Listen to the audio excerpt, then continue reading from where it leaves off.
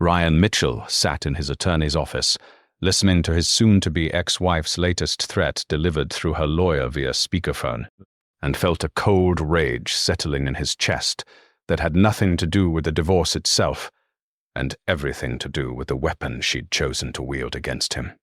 "My client wants to make her position absolutely clear." The voice of Diane Shepard, Vanessa's attorney, came through with practiced coldness. "Mrs. Mitchell will be seeking sole physical and legal custody of both children. Mr. Mitchell's work schedule makes him an unsuitable primary custodian. And frankly, given his lack of involvement in the children's day-to-day lives during the marriage, she sees no reason why he should have more than supervised visitation." If that, Ryan's attorney, Grace Park, raised her eyebrows and muted the phone. "Ryan, I need to ask, is there any truth to these claims? Have you been uninvolved with your kids? I coach Emma's soccer team. I'm at every game, every practice. I help both kids with homework every night I'm home. I make breakfast on weekends, do bedtime routines, read to them before bed. I've been to every parent-teacher conference, every school play, every doctor's appointment. I've been present for everything, Grace. Everything except the last 3 months, when Vanessa started blocking me from family activities and telling the kids I was too busy with work to spend time with them." Grace unmuted the phone. "Ms. Shepard will be providing extensive documentation of Mr. Mitchell's involvement with his children, including testimony from teachers, coaches, and other parents who can verify that he's been an active, engaged father throughout both children's lives. Your claims of uninvolvement are demonstrably false. Documentation can be manufactured," Diane replied dismissively. "What matters is that Mrs. Mitchell has been the primary caregiver throughout the marriage, and she's prepared to demonstrate that the children's best interests are served by remaining in her custody full-time, and Mr. Mitchell is prepared to demonstrate that he's been an equal co-parent who deserves equal custody." Grace countered. "We'll see you in court." After the call ended, Ryan looked at his attorney with barely controlled fury. She's using the kids as weapons. She knows the divorce is coming. She knows she's going to come out worse financially than she expected, so she's threatening to take my children from me as punishment. "Can she actually do that?" Ryan asked, his voice tight with fear. Grace leaned back in her chair, her expression thoughtful. "In Washington state, courts start with a presumption that children benefit from having both parents actively involved in their lives. Sole custody is rare unless there's evidence of abuse, neglect, or other serious issues. But Ryan, I need to know, is there anything Vanessa might use against you? Any incidents she could twist to make you look bad?" "Nothing. I don't drink heavily. I've never touched drugs.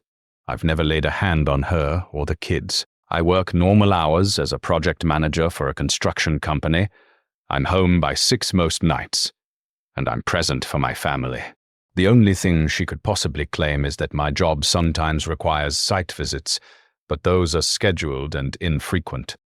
What about her? What's her situation?" Ryan hesitated, then spoke carefully. "Vanessa hasn't worked in 8 years, since Emma was born. She says she's a stay-at-home mom, but the kids are both in school full-time now. Emma's 10 and Jack's 7. Vanessa spends most of her days at the gym, having lunch with friends, or shopping. The kids are in after-school care 3 days a week because Vanessa says she needs personal time. I'm the one who picks them up on those days because I leave work early. So she's been the primary caregiver in the sense that she's home more, but you've been equally involved in actual parenting?" "Vanessa has been checking out of family life for the past year. She's been distant with the kids, distracted, spending more time on her phone than engaging with them. I've been compensating by being more present." Grace made notes on her legal pad. "Here's what you need to understand. Vanessa threatening to keep you from your kids is a negotiation tactic. She's trying to scare you into accepting a worse financial settlement in exchange for custody time. But Washington courts don't look favorably on parents who try to weaponize children in divorce proceedings. If we can show that she's making false claims about your involvement and using the children as leverage, it will actually hurt her case. So what do? You document everything, every interaction with your kids, every school event you attend, every activity you're involved in. Get letters from teachers, coaches, other parents. Show the court who you actually are as a father, not who Vanessa claims you are. And Ryan, there's one detail you mentioned that we need to explore further. You said Vanessa has been checking out of family life for the past year, spending a lot of time on her phone. Is there any possibility she's having an affair? Ryan went still. I've wondered, but I don't have proof. If she is, that won't necessarily impact custody. Washington is a no-fault divorce state. But if the affair has affected her parenting, or if she's been bringing the affair partner around the children without your knowledge, that becomes relevant. It goes to judgment and priorities. What Grace didn't know yet, what Ryan had only recently discovered, was that Vanessa wasn't just having an affair. She'd been having an affair with her personal trainer Marcus for over a year, and she'd already introduced him to the children without Ryan's knowledge, telling them that Mommy's friend Marcus was going to be spending more time with the family. But more importantly, what Vanessa had forgotten in her confident threats to keep Ryan from his children was one critical detail. Ryan Mitchell had been documenting everything for the past 6 months. Every interaction, every event, every text message, every moment of his involvement with Emma and Jack, because Ryan had seen this coming. And he'd been preparing. Ryan Mitchell had met Vanessa Carter 9 years ago at a mutual friend's wedding. She'd been beautiful, vivacious, working as a marketing coordinator for a local hotel chain. Ryan had been 31, a project manager for a commercial construction company, stable and successful. They'd dated for a year before getting engaged, and they'd married in a destination wedding in Mexico that Ryan had paid for. The first few years of marriage had been good. They'd bought a house in a nice suburb of Seattle, and when Vanessa had gotten pregnant with Emma, they'd mutually agreed that she would stay home after the baby was born. Ryan's income was sufficient to support the family comfortably, and they'd both wanted a parent home with their daughter during the early years. Emma had been followed by Jack 3 years later, and Vanessa had continued staying home. The plan had always been that she'd return to work once both kids were in school full-time. But when that time came 2 years ago, Vanessa had resisted. I can't go back to entry-level marketing positions after 8 years out of the workforce, she'd argued. And the kids still need me home. Who's going to be here when they get off the bus? Who's going to take them to activities? And I can adjust my schedule to help with pickups and activities. But Vanessa, we talked about this. The plan was always for you to return to work once the kids were in school. Plans change. I thought you'd be making more money by now. If you were more successful, I wouldn't need to work. That comment had stung, and it had been the first indication that Vanessa's view of their marriage was changing. Over the next year, her comments had become more frequent and more cutting. Ryan wasn't ambitious enough, didn't make enough money, should be further along in his career. Never mind that Ryan earned a solid $120,000 annually and provided a comfortable lifestyle for the family. It wasn't enough for Vanessa's evolving expectations. The real problems had started about 18 months ago, when Vanessa had joined an upscale gym and hired a personal trainer. She'd become obsessed with fitness, spending 2 to 3 hours at the gym every day. Her entire social circle had shifted to gym friends, women who had wealthy husbands and spent their days working out, having long lunches, and treating their lives like extended vacations. Vanessa had started comparing Ryan to these women's husbands, men who were lawyers, doctors, entrepreneurs, people who made substantially more money than Ryan. She'd started complaining that they couldn't afford the lifestyle her friends had, couldn't take the luxury vacations, couldn't buy the designer clothes, couldn't join the country club. Maybe if you were more ambitious, we could have what Karen and Todd have, Vanessa had said one evening, after coming home from another expensive lunch. They're going to the Maldives next month. We haven't had a real vacation in 2 years. We went to Disneyland with the kids last summer. Disneyland isn't a real vacation. I'm talking about adult vacations, the kind of trips that actual successful couples take. Ryan had bitten back his response, but internally he'd been furious. They had 2 young children who'd loved Disneyland. The idea that a family vacation didn't count as real, because it wasn't an adults-only luxury resort, said everything about Vanessa's shifting priorities. The emotional distance had grown. Vanessa had become less engaged with the children, more focused on her social life and her appearance. She'd started spending money recklessly, expensive clothes, jewelry, spa treatments, always justifying it by saying she deserved these things after years of being home with kids.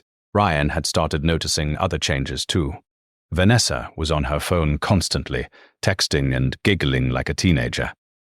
She'd changed her phone password and become protective of her device. She'd started dressing up for the gym, wearing expensive workout clothes and full makeup just to exercise. 6 months ago, Ryan had confirmed what he'd suspected. Vanessa was having an affair with her personal trainer, Marcus. He discovered it by accident when Vanessa had left her iPad at home, and messages had synced from her phone. The messages had been explicit, discussing their affair in detail, making plans to meet, complaining about how Vanessa was stuck in a marriage with a man who didn't appreciate her. Ryan had been devastated, but he'd also been strategic. Rather than immediately confronting Vanessa, he'd consulted with an attorney first. Grace Park had advised him to document everything. The affair, his involvement with the children, their finances, all of it, before filing for divorce. Washington is a no-fault state, so the affair itself won't impact property division, Grace had explained. But if you can show that her affair has affected her parenting, or that she's been irresponsible with marital funds to support the affair, that becomes relevant. And most importantly, you need to document that you're an active, engaged parent. In custody battles, the parent who can prove consistent, loving involvement has the advantage. So Ryan had spent 6 months documenting everything. He'd kept a detailed log of every school event he attended, every soccer practice and game he coached, every parent-teacher conference, every bedtime routine, every homework session, every meal he prepared. Every morning he got the kids ready for school. He'd taken photos and videos of himself with the kids at activities. He'd gotten statements from Emma's teacher, noting his regular involvement in classroom activities and field trips. He'd documented Vanessa's increasing absence from family life, the days she'd stayed at the gym until dinner time, the after-school care she'd enrolled the kids in so she could have personal time, the evenings she'd been on her phone texting Marcus instead of engaging with Emma and Jack. He'd also documented the money Vanessa had been spending. In the past year, she'd spent over $40,000 on clothing, jewelry, spa treatments, and expensive lunches. She'd taken weekend trips with her gym friends to Vegas and Palm Springs, and she'd been using marital funds for gifts for Marcus. Expensive cologne, designer clothes, even paying for a weekend getaway to Portland where they'd stayed at a luxury hotel. Ryan had copies of all of it. Bank statements, credit card receipts, text messages recovered from the iPad backup, and he had proof that Vanessa had introduced Marcus to the children without Ryan's knowledge or consent, bringing him to the house when Ryan was at work and telling the kids that Mommy's friend was going to be around more often. 3 months ago, Ryan had finally confronted Vanessa. He'd laid out the evidence of her affair, told her he wanted a divorce, and suggested they try to handle things amicably for the sake of the children. Vanessa's response had been immediate and vicious. "If you divorce me, you'll never see Emma and Jack again. I'm their mother. I've been home with them their entire lives. No court is going to give custody to a father who works full-time when there's a stay-at-home mother available. You'll get visitation if you're lucky, maybe every other weekend. And that's it. That's not how it works, Vanessa. Courts favor shared custody when both parents are fit. I'll tell them you were never around, that you were always working, that you prioritized your career over your family. Who do you think they'll believe? The devoted mother who sacrificed her career to raise the children, or the workaholic father who was never there? That's a lie, and you know it. Truth is whatever I say it is. Try to divorce me, Ryan, and I'll destroy your relationship with your kids. I'll make sure they think you abandoned them. I'll make sure you're nothing but a child support check and an occasional visitor. Is that what you want? Ryan had walked away from that conversation, knowing that his marriage to Vanessa was truly over, that the woman he'd loved had become someone unrecognizable, and that she was fully prepared to weaponize their children to punish him for ending the marriage. But what Vanessa didn't know was that Ryan had been recording that conversation. Legally, since Washington is a one-party consent state, he had her threat on tape, her explicit statement that she would lie about his involvement with the kids and deliberately damage his relationship with them as punishment for divorcing her. Ryan filed for divorce 2 weeks after that confrontation. He moved out of the house and into a 2-bedroom apartment near the kids' school. He'd requested a temporary custody arrangement of 50-50 shared custody, with the children alternating weeks between parents. Vanessa had immediately filed a counter-motion seeking sole custody with only supervised visitation for Ryan. Her petition had been filled with lies. Ryan was a workaholic who was never around for the children. Ryan had anger management issues and had been verbally abusive to her during the marriage. Ryan was planning to move out of state for work, which would disrupt the children's lives. Ryan had never been involved in the children's schooling or activities. Every claim was demonstrably false, and Ryan had documentation to prove it. But the accusations still stung, especially the suggestion that he was somehow a threat to his own children. The temporary custody hearing had been tense. Vanessa had testified about being the primary caregiver, about sacrificing her career for the children, about being the one who knew their teachers, their doctors, their friends' parents. She'd painted a picture of herself as the devoted mother, and Ryan as the absent father, who was now suddenly interested in the children, only to hurt her in the divorce. Then Grace Park had begun her cross-examination, and Vanessa's story had started to unravel. Mrs. Mitchell, you testified that you've been the primary caregiver for Emma and Jack throughout their lives. Is that correct? And during the school year when the children are in school from 8:30 a.m. until 3 p.m., what do you do during those hours? I manage the household. I run errands. I handle appointments. I take care of everything that needs to be done. But the children aren't with you during those hours, correct? Well, no, but... And 3 days a week, the children are in after-school care until 5:30 p.m. On those days, who picks them up from after-school care? Vanessa hesitated. Sometimes Ryan does. Ryan picks up the children all 3 days they're in after-school care, and has done so consistently for the past year. Is that accurate? I suppose so. But I'm the one who enrolled them in the program. You enrolled them in the program so you could have personal time at the gym, correct? According to your gym's records, you've checked in an average of 6 days per week for the past 18 months, typically spending 2 to 3 hours per visit. Is that accurate? I need to take care of myself. That doesn't make me a bad mother. No one is suggesting you're a bad mother, Mrs. Mitchell. I'm simply establishing that you've been spending substantial time at the gym while the children are in after-school care, and that Mr. Mitchell has been the one consistently picking them up and caring for them during those hours. Now, you testified that you know your children's teachers. Can you tell the court Emma's current teacher's name? I think it's Mrs. Harrison. It's actually Ms. Hernandez. She's been Emma's teacher since September. Mr. Mitchell has attended 3 parent-teacher conferences with Ms. Hernandez this school year. Have you attended any? Vanessa's face flushed. I might have missed those specific meetings, but I communicate with the teacher through email. Ms. Hernandez has submitted a statement saying that all email communication about Emma has come from Mr. Mitchell's email address, not yours.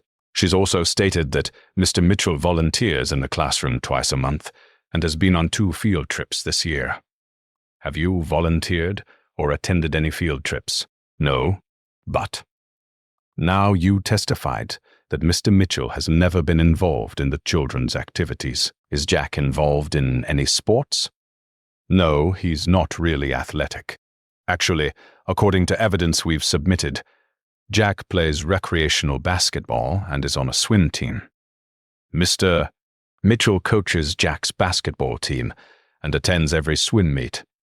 Were you aware of these activities? The courtroom was silent as Vanessa struggled to answer. I knew he did some sports, but I don't have the schedule. You don't have the schedule because you don't attend the games or practices. Mr. Mitchell handles all sports activities for both children. Now, you mentioned Emma. Is Emma involved in any activities? She does some things at school, I think. Emma plays competitive soccer. Mr. Mitchell is the assistant coach of her team. The team practices twice a week and has games every Saturday. According to the head coach's statement, you've attended 3 games in the past 2 seasons. Mr. Mitchell hasn't missed a single practice or game. Were you aware that Mr. Mitchell coaches Emma's team? Vanessa's face had gone pale. She'd been so busy with her own life, so distracted by her affair and her social activities, that she genuinely lost track of her own children's activities. And now that negligence was being exposed in open court. Grace continued her cross-examination, methodically dismantling every claim Vanessa had made. She introduced Ryan's detailed logs, showing his involvement with the children. She presented statements from teachers, coaches, and other parents attesting to Ryan's consistent presence and engagement. She showed bank records proving Vanessa's excessive spending, while claiming she was sacrificing for the children. And then Grace played the recording of Vanessa's threat to destroy Ryan's relationship with his children. The courtroom listened in stunned silence as Vanessa's voice came through the speakers. Try to divorce me, Ryan, and I'll destroy your relationship with your kids. I'll make sure they think you abandoned them. I'll make sure you're nothing but a child support check and an occasional visitor. The judge's expression hardened as the recording played. When it finished, she looked at Vanessa with barely concealed disgust. Mrs. Mitchell, I've been a family court judge for 20 years, and I've heard many contentious custody disputes. But rarely have I heard a parent so explicitly state their intention to weaponize children against the other parent. This recording demonstrates that your custody petition is not about what's best for Emma and Jack. It's about punishing Mr. Mitchell for ending your marriage. That's not, I didn't mean. You clearly did mean it. You explicitly threatened to lie about Mr. Mitchell's involvement with the children and to deliberately damage his relationship with them. That is not the behavior of a parent acting in good faith or prioritizing their children's well-being. The judge reviewed the evidence before her, then made her ruling. Based on the evidence presented, I'm granting temporary shared custody on a 50-50 basis. The children will alternate weeks between parents. Both parents will have equal decision-making authority regarding education, health care, and extracurricular activities. Mrs. Mitchell, I'm warning you now that any attempt to interfere with Mr. Mitchell's custody time, to speak negatively about him to the children, or to otherwise alienate the children from their father, will result in a modification of custody in his favor. Do you understand? Yes, Your Honor, Vanessa whispered, her confidence completely shattered. The temporary order was exactly what Ryan had hoped for. But the battle wasn't over. The final custody determination would come during the divorce trial, and Vanessa wasn't giving up. She fired her first attorney and hired a more aggressive lawyer who immediately filed motions questioning Ryan's fitness as a parent. But every motion Vanessa filed backfired. When she claimed Ryan's apartment was inadequate for the children, the court-appointed evaluator visited and found a clean, well-maintained two-bedroom apartment with beds and personal space for each child. When she claimed the children were unhappy during Ryan's custody time, the evaluator interviewed Emma and Jack and found them happy, well-adjusted, and clearly bonded with their father. When she tried to claim Ryan was drinking excessively, drug testing came back completely clean. Meanwhile, Ryan continued documenting everything. He kept detailed logs of his time with the children, maintained all communication with Vanessa, in writing to prevent false claims, and ensured that every drop-off and pickup was witnessed by a third party. The custody evaluation report, when it finally came, was devastating to Vanessa's case. The evaluator had spent 3 months observing both parents with the children, interviewing teachers and coaches, and assessing the home environments. Her conclusion was unambiguous. Mr. Mitchell has demonstrated consistent, engaged parenting throughout the children's lives. He is actively involved in their education, extracurricular activities, and daily care. The children are comfortable and happy in his care, and he has maintained stability during a difficult transition. Mrs. Mitchell, while not an unfit parent, has shown concerning patterns of prioritizing her own social and romantic interests over the children's needs.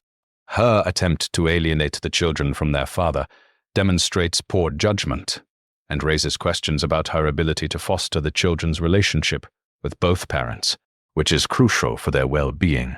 The evaluator recommended continuing the 50-50 custody arrangement and suggested that Vanessa participate in co-parenting counseling to learn appropriate boundaries and communication. By the time the final divorce trial arrived, 8 months after Ryan had initially filed, Vanessa's position had weakened considerably. Her threats to keep Ryan from his children had not only failed but had damaged her own credibility. Her claims of being the devoted primary caregiver had been exposed as exaggerations, and evidence of her affair and financial irresponsibility had further undermined her case. Ryan's attorney presented a compelling case for maintaining shared custody. She showed how Ryan had been an equal co-parent throughout the children's lives, had maintained that involvement during the separation, and had provided a stable, loving home for Emma and Jack. She demonstrated that the children were thriving under the shared custody arrangement, and that disrupting it would harm them unnecessarily. Vanessa's attorney tried to argue that stability required the children to have a primary home with their mother, but the argument fell flat when the evidence showed that the children's lives had actually become more stable since the separation. They were thriving with the predictability of the custody schedule, benefiting from quality time with both parents, and showing no signs of distress. The judge's final ruling came after 2 days of testimony. This court finds that both Mr. and Mrs. Mitchell are fit parents, capable of providing appropriate care for Emma and Jack. However, the evidence clearly shows that Mr. Mitchell has been an active, engaged co-parent throughout the children's lives, and that his involvement has continued consistently during this divorce. Mrs. Mitchell's attempts to minimize his involvement and to threaten alienation of the children demonstrate concerning judgment. She paused, looking directly at Vanessa. Mrs. Mitchell, I want to be clear about something. Children are not weapons to be used in divorce proceedings. They are not bargaining chips to be leveraged for better settlements. They are human beings who deserve to have loving relationships with both of their parents.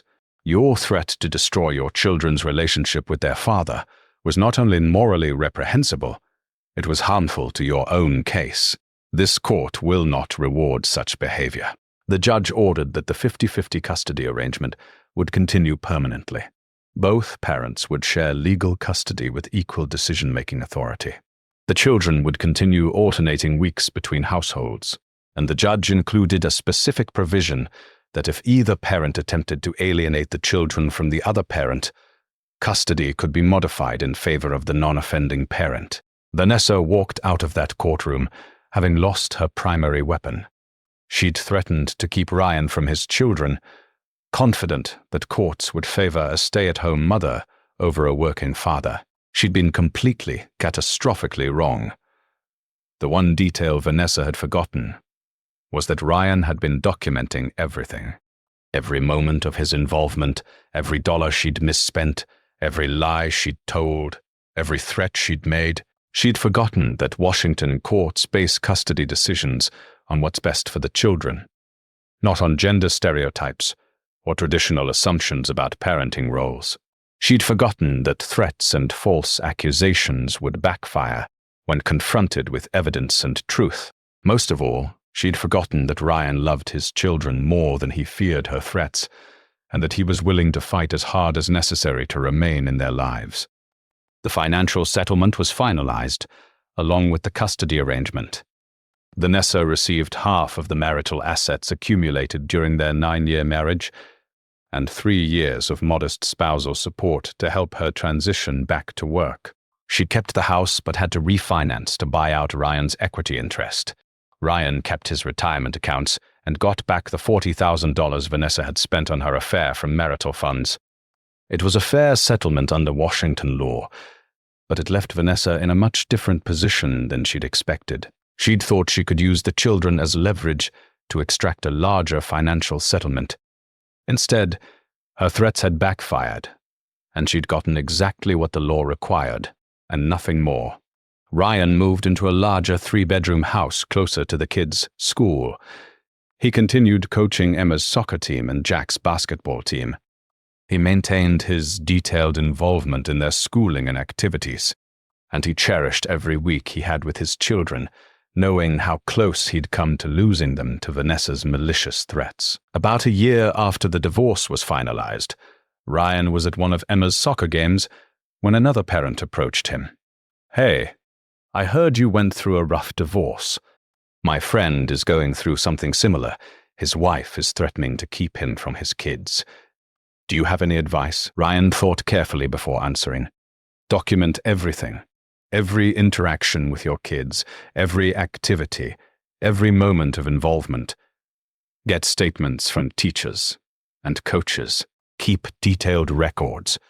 And don't let threats scare you into giving up your rights as a parent. Courts want children to have both parents actively involved, but you have to be able to prove that you are involved. His wife says no court will give custody to a working father over a stay-at-home mom. Courts look at who's actually been involved in the children's lives, not who's been home more. If he's been an engaged parent, he needs to prove it with evidence. And if she's making threats or false allegations, he needs to document those too. Threats to alienate children from a parent actually hurt the person making them. 2 years after the divorce, Ryan ran into Vanessa at Jack's school during a parent-teacher conference. They'd maintained polite but distant communication, focused solely on the children, and seeing her in person was still awkward. "The teacher says Jack is doing really well," Vanessa said after they'd both met with his teacher. "His reading has improved a lot. I've been working with him every night on his reading during my weeks. It's paying off." "I know. He told me. He talks about you a lot during my weeks." Vanessa's voice was quieter, less hostile than it had been during the divorce. "I wanted to apologize for how I handled things. The threats, the false accusations, all of it. I was angry and hurt, and I used the kids as weapons. That was wrong." Ryan studied her, looking for sincerity. "It was wrong, and it damaged your relationship with them as much as it could have damaged mine. Emma asked me last week why you tried to keep her from seeing me. She's old enough to understand what happened during the divorce, and she's hurt by it. I know. I'm trying to repair that. I've been in therapy, working on my issues. For what it's worth, I think the shared custody has been good for them. They need both of us. They always needed both of us, Vanessa. I'm glad you're finally recognizing that." They parted cordially, and Ryan felt a small measure of relief that maybe, finally, they could co-parent without hostility. But he never forgot how close he'd come to losing his children because of Vanessa's threats and manipulation. 3 years after the divorce, Ryan met someone at a construction industry conference. Her name was Lauren Hayes. She was an architect, and they bonded over shared professional interests. Their relationship developed slowly, carefully, because Ryan was cautious about introducing anyone into his children's lives. When he finally introduced Lauren to Emma and Jack after dating for a year, it went smoothly. Lauren had no interest in replacing their mother. She just wanted to be a positive presence in their lives when they were at Ryan's house. She attended some of Emma's soccer games and Jack's swim meets, but she stayed in the background, letting Ryan maintain his role as their father. "I appreciate that you don't try to push yourself into their lives," Ryan told Lauren after she'd been around the kids for a few months. "My ex introduced her affair partner to them without telling me, and it caused a lot of problems." "Kids have one mom and one dad," Lauren replied. "I'm just someone who cares about their dad and wants them to be happy. That's enough." Ryan married Lauren 4 years after his divorce, in a small ceremony with close friends, and Emma and Jack standing up with them. Vanessa had moved on too, eventually marrying someone else, though her relationship with Marcus had imploded shortly after the divorce.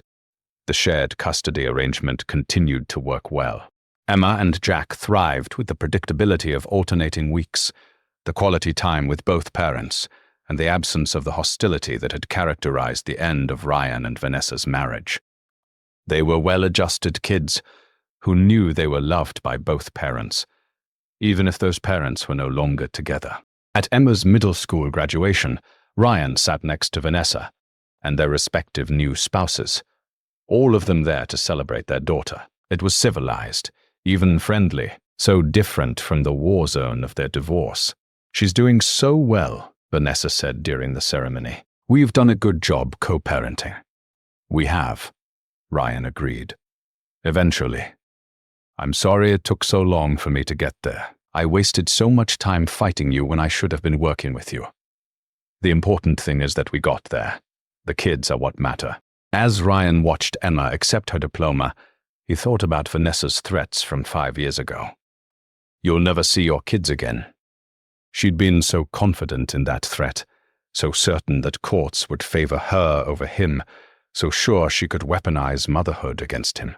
She'd forgotten that evidence matters more than threats, that involvement matters more than gender stereotypes, that courts look at what's actually best for children, not what an angry spouse claims is best. And most importantly, she'd forgotten that parents who truly love their children will fight like hell to stay in their lives, no matter what threats they face. Ryan had fought, and he'd won. Not because he'd destroyed Vanessa, but because he'd proven himself to be exactly what he'd always been, a loving, involved, dedicated father who deserved to be in his children's lives. The one detail Vanessa had forgotten was that truth and evidence would always triumph over threats and lies, as long as he was willing to document, to fight, and to never give up on his relationship with his kids. The lessons from Ryan's story are clear and crucial for anyone facing custody battles or threats from a divorcing spouse. First, and most importantly, document everything about your involvement with your children. Keep detailed logs of time spent, activities attended, homework helped with, meals prepared, bedtimes completed. Take photos and videos. Get statements from teachers, coaches, and other parents. Evidence wins custody cases, not assumptions. We learn that threats to keep children from a parent often backfire spectacularly in family court. Judges view parental alienation extremely negatively, and explicit threats to damage a child's relationship with the other parent will harm the credibility of the parent making those threats. The story teaches us that courts base custody decisions on actual involvement and what's best for the children, not on gender stereotypes or assumptions about traditional parenting roles. The days of automatically favoring stay-at-home mothers over working fathers are largely over in most jurisdictions. What matters is demonstrated involvement and capability. We see that false accusations and exaggerated claims will be exposed when confronted with evidence. Vanessa's claims that Ryan was uninvolved fell apart when documentation showed his extensive engagement. Parents who lie about the other parent's involvement risk losing credibility on all issues. The story reveals that using children as weapons or bargaining chips in divorce is both morally wrong and legally ineffective. Courts prioritize children's well-being over parents' desire for revenge or leverage. Attempting to weaponize custody will backfire. We learned that maintaining detailed records of communication and ensuring witnesses for all exchanges protects against false allegations. Ryan kept all communication in writing and had third parties present for exchanges, making it impossible for Vanessa to make credible false claims about his behavior. Most importantly, the story shows that parents who truly love their children will fight through threats and fear to maintain their relationships. Ryan could have been intimidated by Vanessa's threats, could have accepted minimal visitation to avoid conflict. Instead, he fought for his right to be an equal parent, and his children benefited enormously from his courage. The call to action for parents facing similar situations is clear. If you're an involved parent, document that involvement meticulously before separation occurs. Don't wait until custody is disputed. Start keeping records now of everything you do with and for your children. Get involved in your children's lives in visible, documentable ways. Volunteer at school, coach teams, attend events, communicate with teachers. Create a paper trail of involvement that can be verified by third parties. If your spouse threatens to keep you from your children, don't let fear paralyze you. Consult with an experienced family law attorney immediately. Understand your rights and the actual legal standards for custody, not the myths or threats your spouse is using. Record threats when legally permissible in your state. Many states allow one-party consent recording, meaning you can record conversations you're part of. Explicit threats to alienate children from you are powerful evidence in custody proceedings. Maintain all communication about children in writing, emails, and text messages, rather than phone calls. This creates a record of what was actually said and prevents false claims about agreements or conversations. Never badmouth your spouse to your children, no matter how much they've hurt you or how unfairly they're behaving. Courts look favorably on parents who support the child's relationship with the other parent and negatively on those who don't. Finally, recognize that custody battles are marathons, not sprints. Be prepared for a long fight. Stay focused on what's best for your children rather than punishing your spouse, and trust that truth and evidence will ultimately prevail if you maintain your commitment to your children. If this story resonated with you, if you're facing similar threats or know someone who is, share it with them. Subscribe to hear more stories about custody battles won through preparation and documentation, about threats that backfired, and about parents who fought for their children and won. May you document your involvement with your children while you still have the chance. May you refuse to be intimidated by threats that aren't supported by law or evidence. May you fight for your relationship with your children, no matter what obstacles you face. And may you never forget that courts base decisions on facts and evidence, not on threats or traditional stereotypes. Remember, when someone threatens that you'll never see your children again, they're betting that you don't know your rights, don't have documentation, and won't fight back. Prove them wrong by documenting everything, knowing the law, and fighting as hard as necessary to remain in your children's lives. The one detail they're forgetting is that truth and evidence will always triumph over threats and lies, as long as you're prepared to present that truth in court.